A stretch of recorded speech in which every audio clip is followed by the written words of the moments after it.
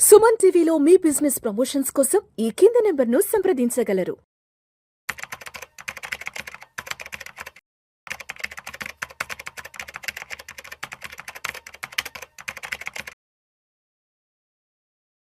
నమస్తే, welcome to Suman TV. నేను విష్ణు. ప్రస్తుతం నాతో పాటు amphi registered mutual fund distributor and certified financial planner Madhavi Reddy గారు ఉన్నారు. మేడం గారితో మాట్లాడదాం.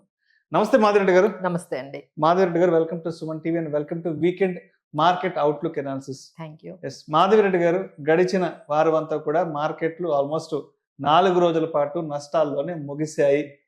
అయితే ఇక్కడ అర్థం కాని విషయం ఏంటంటే ఎఫ్ఐలు మన ఇండియన్ ఈక్విటీ మార్కెట్స్ లోకి కంబ్యాక్ అవుతున్నారు. అది మంచి పాజిటివ్ న్యూస్. అండ్ అదే విధంగా Q1 రిజల్ట్స్ కూడా చాలా పాజిటివ్ ఉన్నాయి. బట్ అయినా కూడా ఎందుకో మార్కెట్లను ఎవరో ఎక్కడో పడగొడుతూ ఉన్నారు. ఏంటి రీజన్ అసలు? ఎందుకంటే మార్కెట్లకు కావాల్సిన అన్ని పాజిటివ్ న్యూస్ మార్కెట్ దగ్గరకు వచ్చేసాయి. బట్ అయినా కూడా మార్కెట్లను కిందకి తీసుకెళ్తున్నారు. కారణం ఏంటి? సో దట్స్ వాట్ అండి. అంటే మన లాస్ట్ 2 వీక్స్ నుంచి చాలా పాజిటివ్ గా అయ్యాయి మార్కెట్స్ అన్ని. బట్ దిస్ వీక్ అన్ఎక్స్పెక్టెడ్లీ ఇంత మీరు చెప్పినవన్నీ కూడా ఇంకా పాజిటివ్ న్యూస్ ఉన్నా సరే మార్కెట్ ఈ వీక్ అంతా కూడా నెగిటివ్ గానే క్లోజ్ అయిందండి. దానికి మనం కొన్ని డీటెయిల్ గా వెళ్దాం. అసలు పాజిటివ్ న్యూస్ మార్కెట్ లో ఏమేమి ఉన్నాయని చూసుకుంటే స్ట్రాంగ్ Q1 రిజల్ట్స్ కానీ, లేకపోతే FIS కంబ్యాక్ దాదాపుగా 2,000 కోట్ల వరకు ఈ 1 వీక్ లో పెట్టారండి. So that is very good news. వాళ్ళు చక్కగా ఫ్రెష్ బయింగ్ అనేది స్టార్ట్ చేశారు. అలానే DIS సపోర్ట్ కూడా బాగానే ఉందండి. వాళ్ళు కూడా 9,000 కోట్ల వరకు వాళ్ళు బై చేశారు. సో ఒకవైపు FIS సపోర్ట్ ఉంది, ఒకవైపు DIS బై చేస్తూ ఉన్నారు. ఇంకోటి ఏంటంటే జులైలో మనకి ఈ కొంచెం ఇన్ఫ్లేషన్ కూల్ ఆఫ్ అయిందని న్యూస్ కూడా మనకు వచ్చింది. అది కూడా మంచి న్యూసే. అలానే ఎందుకంటే ఈ వర్షాలు కూడా కొంచెం బాగా స్టార్ట్ అయ్యేటప్పటికి ఇన్ఫ్లేషన్ కూడా మనకి కూల్ ఆఫ్ అయినట్టుగా మనకి వచ్చింది. సో ఇంత పాజిటివ్ న్యూస్ మనకి జరుగుతూ ఉన్న ఈ వీక్ మాత్రము మనకి లాస్ట్ 4 డేస్ నుంచి, లాస్ట్ 4 సెషన్స్ నుంచి నెగిటివ్ గా ఉందండి. దానికి మెయిన్ రీజన్ ఏంటంటే క్రూడ్ ఆయిల్. అంటే మార్కెట్స్ ఎంత పాజిటివ్ గా ఉన్నా క్రూడ్ ఆయిల్ దగ్గరే ఆగిపోయినట్టుగా కనిపిస్తుందండి. ఎన్ని పాజిటివ్ న్యూస్ వచ్చినా అంటే market wanted the crude oil should be at $80 దగ్గర ఉంటే అప్పుడు మార్కెట్స్ అప్పుడు పాజిటివ్ గా వెళ్తూ ఉన్నాయి అనేది కన్ఫర్మ్ గా ఇప్పుడు ఈ రోజు ఈ లాస్ట్ వీక్ జరిగిన దీన్ని బట్టి మనం ఒకటైతే కన్ఫర్మ్ చేసుకోవచ్చండి. మార్కెట్ కి ఇంపార్టెంట్ అయిన 2 థింగ్స్ ఏంటంటే ఒకటి క్రూడ్ ఆయిల్, ఒకటి రూపీ. ఈ రెండే జరుగుతున్నాయండి. సో ఇప్పుడు క్రూడ్ ఆయిల్ ఎప్పుడైతే $87 కి వెళ్ళిపోయిందో మళ్ళీ $90 కి దగ్గరకు వెళ్ళిపోతుంది అని ఎప్పుడైతే మార్కెట్స్ చూసాయో ఇమీడియట్ గా నెగిటివ్ లోకి వచ్చేసాయి. దానికి మెయిన్ రీజన్ US ఇరాన్ మధ్య ఎలాంటి డీల్ కుదరలేదు. వాళ్ళేమో మీరు మా మాట వినండి అంటే ఇరాన్ ఈస్ సేయింగ్ దట్ మీరే మాకు కాంపన్సేషన్ ఇవ్వాలంటారు. వీళ్ళేమో మా సైనికులు చాలా మంది చచ్చిపోయారు, మీరే కాంపన్సేషన్ ఇవ్వాలని, మా దగ్గర హార్మోజ్ కంట్రోల్ ఉండాలని, US మా దగ్గర హార్మోజ్ కంట్రోల్ ఉండాలని ఇరాన్. ఈ విధంగా వాళ్ళిద్దరి మధ్య ఏ విషయంలో కూడా ఒక బ్లాక్ అయితే వచ్చేసిందండి. ఏ విషయంలో కూడా క్లారిటీ రాలేదు. సో ఆ అన్సర్టనిటీతో మనకి మళ్ళీ క్రూడ్ ఆయిల్ అనేది $87 వెళ్ళిపోయింది. తగ్గేటట్టుగా కూడా అప్పుడే మనకి కనిపించట్లేదు. ఎందుకంటే ఇద్దరు కూడా ఎవరు ముందు తగ్గుతారా అనేది మనకి ఏం అర్థం కావట్లేదు. సో దాని మీద బేస్ చేసుకుని మనకి ఈ రూపీ కూడా ఈ 95.40 దగ్గరే స్టక్ అయిపోయింది. సో ఈ 2 అంశాలతో మార్కెట్స్ కొంచెం ఈ పర్టికులర్ 24,400 అనేది మంచి సపోర్ట్ అనుకున్నామండి. దాన్ని కూడా బ్రేక్ చేసేసి 24,366 దగ్గర మనకి క్లోజ్ అయింది. సో నిఫ్టీ అనేది. సో దిస్ ఈజ్ హౌ మనం నెక్స్ట్ వీక్ అయితే ఇంకా కొంచెం ఈ క్రూడ్ ఆయిల్ కానీ ఏ మాత్రం మనకి $80 దగ్గరకు కానీ వచ్చే అవకాశం ఉన్నట్లయితే you can see markets can go back to again 24,650, 24,800 కూడా వెళ్ళే ఛాన్సెస్ ఉన్నాయండి. బట్ ఇప్పుడు మన మార్కెట్స్ ని హోల్డ్ చేస్తున్న ఒకటే అంశం ఏంటంటే crude oil and rupee depreciation అని చెప్పొచ్చు. సో మాధురెడ్డి గారు, అదేవిధంగా మార్కెట్లని ఈ రీసెంట్ టైమ్స్ లో బాగా అంటే మార్కెట్ లో బాగా టాక్ ఆఫ్ ద డిస్కషన్ వస్తున్న టాపిక్ ఏంటంటే CAS కి సంబంధించి కూడా పెద్ద డిస్కషన్ నడుస్తుంది కదా. సో దీని గురించి ఏం చెప్తారు? షూర్ అండి. అంటే ఇప్పుడు మార్కెట్ లో కొంచెం హోల్డ్ చేస్తున్న అంశం కూడా ఇదే అని కొంచెం అనిపిస్తుంది. క్లోజింగ్ ఆప్షన్ సెషన్ అనేది ఎప్పుడైతే వాళ్ళు ఇంట్రడ్యూస్ చేశారో అప్పటి నుంచి కూడా కొంచెం ట్రేడింగ్ వాల్యూమ్స్ కూడా తగ్గినట్టుగా మనకు కనిపిస్తున్నాయండి.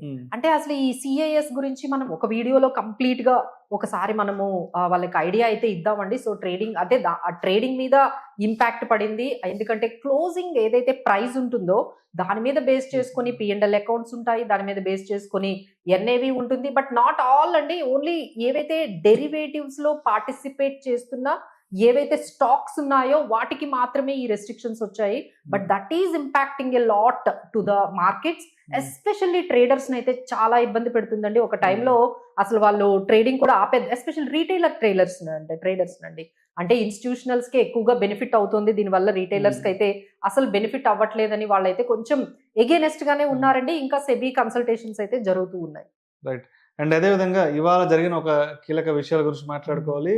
80వ స్వాతంత్ర దినోత్సవ వేడుకల్లో భాగంగా ఎర్రకోట వేదికగా ప్రధాని నరేంద్ర మోడీ గారు కొన్ని కీలక వ్యాఖ్యలు కూడా చేయడం జరిగింది. ఆయన చేసిన వ్యాఖ్యలను చూస్తే నాకు తెలిసి మండే తర్వాత నుంచి మార్కెట్లలో పెద్ద ఎత్తున మొమెంటం వచ్చే అవకాశం ఉందంటూ కూడా అప్పుడే మార్కెట్ వర్గాలు కూడా ఒక అంచనాకు వచ్చాయి. ప్రధాని మంత్రి నరేంద్ర మోదీ గారు మరి ఎర్రకోట వేదికగా ఎటువంటి అనౌన్స్మెంట్స్ చేశారు, అసలు ఇవి మార్కెట్లకు ఏ విధంగా బలాన్ని చేకూర్చే అవకాశం ఉందంటారు? ఆయన చెప్పేది ఏంటంటే 2 అంశాలు గట్టిగా చెప్పారండి. అది మార్కెట్ ని ప్రభావితం చేస్తుంది, ఆ సెక్టార్స్ ని పర్టికులర్ గా సెక్టార్స్ అయితే ఖచ్చితంగా పాజిటివ్ గా తీసుకెళ్లే అంశం అండి. ఒకటి ఏంటంటే ఏఏ ఇన్ఫ్రాస్ట్రక్చర్ లో 1 crore జాబ్స్ క్రియేట్ చేసేటట్టుగా డెవలప్ చేయాలి. ఏఏ ఇన్ఫ్రాస్ట్రక్చర్ అయితే చాలా పాజిటివ్ గా మేము తీసుకుంటున్నాము అని చెప్పి ఆయన ఎప్పుడైతే అనౌన్స్ చేశారో, సో ఈ ఏఏ ఇన్ఫ్రాస్ట్రక్చర్ బేస్డ్ లో ఉన్న రిలయన్స్ కానీ, లేకపోతే మనకి ఇన్ఫోసిస్, టీసీఎస్ ఇలాంటి టెక్నాలజీ కంపెనీస్ అన్ని కూడా పాజిటివ్ గా వెళ్లే అవకాశాలు కనిపిస్తున్నాయి. అలానే ఆయన చెప్పింది ఏంటంటే సెమీ కండక్టర్స్ మ్యానుఫ్యాక్చరింగ్ మన దగ్గర పెట్టుకోవాలి. ఆల్మోస్ట్ 6-7 యూనిట్స్ ఆయన డిక్లేర్ చేశారండి, ఆయన అనౌన్స్ చేశారు. 6-7 యూనిట్స్ వరకు మనకి ఈ సెమీ కండక్టర్స్ ని 1 to 2 years లోనే అసలు ఆపరేషన్స్ కూడా స్టార్ట్ చేయాలని చాలా అగ్రెసివ్ గా ఉన్నాయి. ఈ రెండిటి గురించి మనము మార్కెట్ లో అయితే దీనికి సంబంధించిన ఈ సెక్టార్స్ గానీ, దీనికి సంబంధించిన కొన్ని స్టాక్స్ ఉంటాయండి. స్టాక్స్ లైక్ మనకి డెక్సాన్ టెక్నాలజీస్ కానీ, లేకపోతే మనకి కొన్ని ఏఏ అంటే సెమీ కండక్టర్స్ సంబంధించిన సిజీ పవర్, అలానే ఎందుకంటే ఇప్పుడు ఏఏ కానీ, ఈ డేటా సెంటర్స్ కానీ, సెమీ కండక్టర్స్ కానీ చాలా పవర్ ట్రాన్స్మిషన్ అవసరం అవుతుంది, పవర్ మనకి రిక్వైర్మెంట్ ఉంటుంది. సో ఈ పవర్ స్టాక్స్ కూడా మేబీ మండే మనం చూసుకున్నట్లయితే ఈ టెక్నాలజీ స్టాక్స్ ఏఏ మీద ఎవరైతే ఇన్ఫ్రాస్ట్రక్చర్ మీద కొంచెం ముందుగా లీడ్ తీసుకున్నారో, మహీంద్రా అండ్ టెక్ కానీ, టెక్ మహీంద్రా కానీ, ఇలాంటి హెచ్సిఎల్ టెక్ కానీ, ఇలాంటివన్నీ కూడా కొంచెం పాజిటివ్ గా మార్కెట్స్ అయితే మనం చూడాలి. తర్వాత న్యూక్లియర్ ఎనర్జీకి సంబంధించి కూడా target of 100 GW capacity by 2047 with 5 new reactors operational with in the next 6 to 7 years. అదేనండి, దీనికి ఫాలోడ్ బై, ఎందుకంటే ఇప్పుడు మనం సెమీ కండక్టర్స్ చేయాలన్నా, ఏ ఇన్ఫ్రాస్ట్రక్చర్ కావాలన్నా పవర్ అండ్ ఎనర్జీ చాలా కావాలి. సో మనకున్న సోర్సెస్ ని, ఈ న్యూక్లియర్ ఎనర్జీని కూడా వాడుకుందామని వాళ్ళు దీన్ని కూడా ముందుకు తీసుకెళ్తూ ఉన్నారు. ఎందుకంటే చాలా చాలా అవసరం అవుతుంది ఈ ఎనర్జీ, మనకి సరిపోవట్లేదు. ఇంకా మనం కొత్త రీసోర్సెస్ ఆఫ్ ఎనర్జీని కూడా తీసుకురావాలని. సో మీరు అందరూ కూడా వీటి మీద అయితే ఫోకస్ చేయండి. ఎందుకంటే ఏదైతే అనౌన్స్మెంట్స్ ప్రధాన మంత్రి గారు ఎస్పెషల్లీ ఏఏ infrastructure, semi conductors, manufacturing units and nuclear energy మీద చెప్పారో, వాటి మీద అయితే కొంచెం పాజిటివ్ గా మనకి అప్ మూవ్ అయితే మనము నెక్స్ట్ వీక్ లో చూడొచ్చు. అండ్ అదేవిధంగా మరికొన్ని అనౌన్స్మెంట్ కూడా చేశారు. సివిల్ డిఫెన్స్ రిఫార్మ్ ఒకటి, తర్వాత ఫ్రీ ఆన్లైన్ కోచింగ్ ఒకటి, స్పోర్ట్స్ అండ్ టాలెంట్ హంట్, దీనికి సంబంధించి కూడా.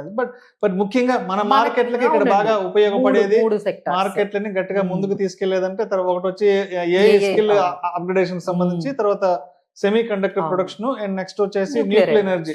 దీనికి సంబంధించిన 3 సెక్టార్స్ కు కొంత ఊపందుకునే అవకాశం అయితే ఉందంటారు. అసలు పాజిటివ్ గా అయితే అన్ని ఉన్నాయండి మనకు. ఓన్లీ ఈ క్రూడ్ ఆయిల్ వల్ల కొంచెం ఈ వీక్ అయితే కొంచెం మనకి ఇదైంది, కానీ ఈ ఎఫ్ఐఎస్ కంబ్యాక్ గానీ, కార్పొరేట్ రిజల్ట్స్ పాజిటివిటీ గానీ, ఈ ఇన్ఫ్లేషన్ పాజిటివిటీ, లేకపోతే ఈ రోజు పిఎం మోడీ గారు అనౌన్స్ చేసిన ఈ AI and nuclear energy and semi conductors, ఇవన్నీ మనకి పాజిటివ్ గా ఓపెన్ అవుతాయి నెక్స్ట్ వీక్ అన్నట్టుగానే అనిపించిందండి. బట్ ఈ ట్రంప్ అయితే మనం అసలు నమ్మలేము. సో అదొకటి, మనం ఏమాత్రం బాగున్నా, మనం ఏమాత్రం సంతోషంగా ఉన్నా ఆయన అసలు మన మీద ఎందుకంటే మీరు నమ్మరండి. దెర్ ఈస్ వన్, ఈ రోజంతా కూడా నేను మార్కెట్ లో ఒక న్యూస్ బాగా వెళ్తుందండి.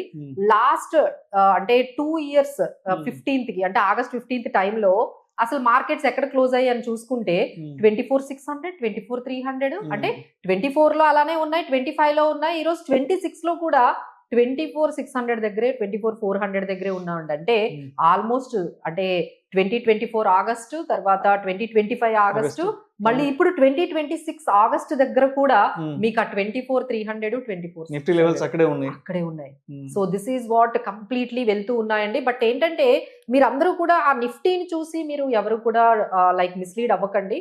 అది ఇండెక్స్, ఎందుకంటే ఈసారి లార్జ్ క్యాప్ కంపెనీస్ మనకి పెర్ఫార్మెన్స్ చేయలేదు, కానీ mid cap companies, small cap companies అయితే మంచి పెర్ఫార్మెన్స్ చేసాయి. యాక్టివ్ ఫండ్స్ కూడా బాగా పెర్ఫార్మెన్స్ చేశాయి. బట్ ఈ పోస్ట్ అయితే అన్ని చోట్లకి వెళ్తుంది. అంటే లాస్ట్ Hmm. 3 years నుంచి బాగా డిసప్పాయింట్ చేసింది. లాస్ట్ 24, 25, 26 ఆగస్ట్ లో సేమ్ అదే 24,400, 300 దగ్గర మార్కెట్స్ ఉన్నాయని అయితే పోస్ట్ బాగా వైరల్ అవుతుంది. రైట్. సో మాధవిరెడ్డి గారు, అంటే ఎఫ్ఐలు కొంత మార్కెట్లకు కొంత కంబ్యాక్ అవుతున్నారు కాబట్టి అవును. ఎస్ మనము ఒక లాంగ్ టర్మ్ పర్స్పెక్టివ్ లో ఒక 2 to 3 years లేదంటే ఒక 1 to 2 years ఏదైనా కొన్ని స్టాక్స్ లో కొన్ని కంపెనీస్ లో ఇన్వెస్ట్ చేసుకోవాలి అంటే ఏ స్టాక్స్ ని లేదంటే ఏ కంపెనీస్ ని మన రాడార్ లిస్ట్ లో పెట్టుకోవచ్చు అంటారు? సో ఫస్ట్ థింగ్ ఏంటంటేనండి, ఒక 3-4 years నుంచి కొన్ని సెక్టార్స్ అసలు పెర్ఫార్మెన్స్ చేయలేదు. 3-4 years నుంచి ఆ సెక్టార్స్ ని ఇప్పుడు మళ్ళీ బయింగ్ స్టార్ట్ అయింది. That is best example is media. ఈ మీడియాలో కొంచెం బయింగ్ అనేది మనకి కనిపిస్తూ ఉంది. ఎందుకంటే 4 years నుంచి అది అసలు డెవలప్ అవ్వలేదు, అక్కడ నుంచి ఎక్కువ బయింగ్ రాలేదని. సో ఇప్పుడు అంతా కూడా ఫ్రెష్ బయింగ్ అంతా కూడా వాల్యూ బయింగ్ లాగా చేస్తున్నారండి. ఏవైతే అసలు 4 years నుంచి పెర్ఫార్మెన్స్ బాగా తక్కువగా ఉందో వాటిల్లో ఎంటర్ అవుతూ ఉన్నారు. అలానే మనకి కొంచెం కన్స్యూమర్ గూడ్స్ అనే కంపెనీస్ లో కూడా వెళ్తూ ఉన్నారు. సో ఈ విధంగా కొంచెం ఈ సెక్టార్ రొటేషన్ అయితే బాగా జరుగుతుందండి. సో ఈ సెక్టార్ రొటేషన్ లో ఏవైతే ఈ పెర్ఫార్మెన్స్ లో కొంచెం వెనకబడి ఉన్నాయో ఓ 4 years నుంచి వాటిల్లో మళ్ళీ స్పెషల్ గా కొంచెం ఫ్రెష్ బయింగ్ అయితే జరుగుతుంది. బట్ మనం ఫ్యూచరిస్టిక్ గా చూసుకున్నట్లయితే ఏ infrastructure and energy and as well as power, health care కూడా ఇప్పుడు బాగా మనకి పాజిటివిటీలోకి వచ్చిందండి. హెల్త్ కేర్ సంబంధించి ఇక డిఫెన్స్, ఇవన్నీ కూడా మనకి నెక్స్ట్ ఒక డెకేడ్ వరకు కూడా ఇక ఇదే థీమ్స్, ఏ ఇన్ఫ్రాస్ట్రక్చర్ కానీ లేకపోతే ఈ energy, power as well as semi conductors, ఇవన్నీ కూడా అంటే అన్ని కంట్రీస్ ఆల్రెడీ వెళ్ళిపోయాయి, మనం ఇప్పుడు స్టార్ట్ చేసాము. సో దీనికి సంబంధించిన మనం ఇప్పుడైతే కొన్ని ఎగ్జాంపుల్స్, కొన్ని స్టాక్స్ చెప్పాము. లైక్ హెచ్సిఎల్ టెక్ కానీ లేకపోతే ఇన్ఫోసిస్, టీసీఎస్, ఇవన్నీ కూడా ఏ ఇన్ఫ్రాస్ట్రక్చర్ లో ముందుకు వెళ్తున్నాయి. అలానే మనకి యుఎస్ కంపెనీస్ అన్ని కూడా బేస్డ్ అంటే ఏ ఇన్ఫ్రాస్ట్రక్చర్ తో మనతో కొలాబరేట్ అవుతూ ఉన్నాయి. ఎన్విడియా కానీ ఇలా చాలా యుఎస్ కంపెనీస్ అన్ని కూడా ఇండియాతో వచ్చి ఇక్కడ డేటా సెంటర్స్ ఇన్ఫ్రాస్ట్రక్చర్ డెవలప్ చేస్తాము, మాకు ఇక్కడ కొలాబరేషన్స్ కావాలని చాలా ఇండియాతో అవి స్టార్ట్ అయ్యాయండి. సో మీ ఫోకస్ అంతా కూడా వీటి మీద ఉంటే మనకి నెక్స్ట్ డికేడ్ వరకు కూడా మంచి రిటర్న్స్ ఇచ్చేవండి. బట్ పాజిటివ్ గా ఇంకా చూసుకున్నట్లయితే మనకి ఎక్స్పోర్ట్స్ కూడా మంచి రిజల్ట్స్ వచ్చాయండి. ఎక్స్పోర్ట్స్ పెరిగాయని అనేది డేటా వచ్చింది. అలానే మనకి క్యాపెక్స్ కూడా బాగా పెరిగిందండి. అంటే ఇన్ఫ్రాస్ట్రక్చర్ లో బాగా ఇన్వెస్ట్ చేస్తుంది మనకి ఎయిర్పోర్ట్స్ కానీ రైల్వేస్ లో కానీ. సో ఇలాంటి చాలా ఇన్ఫ్రాస్ట్రక్చర్ లో అయితే మాత్రం మనకి బాగా పాజిటివిటీ అనేది కనిపించింది. డొమెస్టిక్ కన్సంప్షన్ కూడా బాగానే ఉందండి. So let's hope so crude will become 80 and we can see the markets might go to up to 24,800 కూడా లెవెల్ కి వెళ్ళే ఛాన్సెస్ ఉన్నాయి. సో ప్రతి డౌన్ సైడ్ ని కూడా మీరు బయింగ్ ఆపర్చునిటీ లాగా మీరు ఒక స్టాక్ స్పెసిఫిక్ గా, సెక్టార్ స్పెసిఫిక్ గా వెళ్తే మాత్రం మనం వెల్త్ క్రియేట్ చేయొచ్చు. రైట్. సో మాధవిరెడ్డి గారు, ఈ లాస్ట్ 1 week లో మార్కెట్లకి అంటే బాగా యాడ్ ఆన్ అయిన మార్కెట్లకి ప్లస్ అయిన అంశాలే ఉన్నాయి, నెక్స్ట్ వీక్ ప్లస్ అవ్వబోయే అంశాలే ఉన్నాయి, అదే విధంగా ఛాలెంజెస్ కూడా ఉన్నాయి. సో ఒకటేంటంటే కొన్ని కంపెనీస్ అండి, ఇప్పుడు ఎల్ఎన్టీ ఉందనుకోండి, they have got data centre order 15,000 crore కి. ఎల్ఎన్టీకి ఒక మంచి ఏఏ బేస్డ్ అదే data centre oriented US based కంపెనీతో కొలాబరేషన్ అయిందండి. అలానే రిలయన్స్ వీళ్ళతో కూడా అంటే ఇన్సూరెన్స్ బిజినెస్ లోకి వెళ్ళడానికి ఆ కంపెనీతో కూడా అంటే యుఎస్ బేస్డ్ కంపెనీతో కూడా వాళ్ళు కొలాబరేట్ అయింది. ఇలా కొన్ని మంచి డీల్స్ అవుతున్నాయంటే ఈ విధంగా మనకి స్టాక్ స్పెసిఫిక్ గా ఉంది. ఇంకొకటి ఏంటంటే మనం ఈ వీక్ కొంచెం బ్యాక్ తీసుకెళ్ళింది ఏంటంటే టాటా మోటార్స్ లో మనకి చంద్రశేఖరన్ గారు ఆయన కొంచెం ఎగ్జిట్ అయ్యారు. దాని వల్ల ఏమైందంటే టీసీఎస్ డ్రాగ్ అయిపోయింది, ఒక్కసారిగా టీసీఎస్ వెనక్కి వచ్చేసింది. దానివల్ల అది నిఫ్టీని కూడా కొంచెం డ్రాగ్ చేసిందండి. సో అందుకని ఈ వీక్ కొంచెం మనకి నెగటివ్ న్యూస్ కొంచెం నిఫ్టీని డ్రాగ్ చేసింది. But maybe we can see that everything will stabilise in next week. Thank you so much Madhavi Reddy garu. Thank you.